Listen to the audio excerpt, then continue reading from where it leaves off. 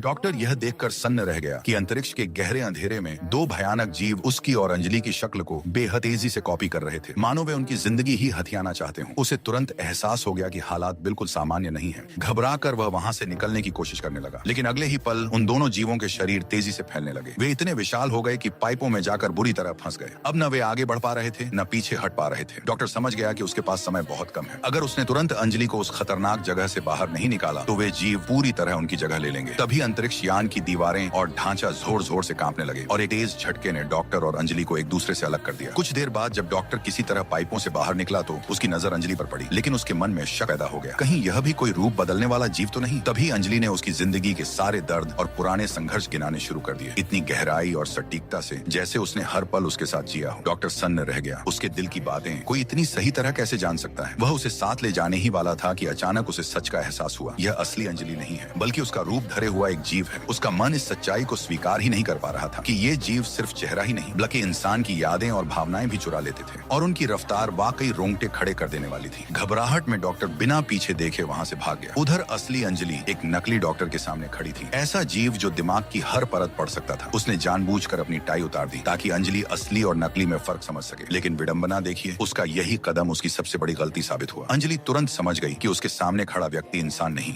बल्कि एक राक्षसी जीव है। अगले ही पल उस जीव ने अपना असली डरावना रूप दिखा दिया। अंजलि डर से थम सी गई, फिर अपनी जान बचाने के लिए पूरी ताकत से दौड़ पड़ी, लेकिन आगे जो दृश्य उसका इंतजार कर रहा था वह उसकी कल्पना से भी कहीं अधिक भयावह था।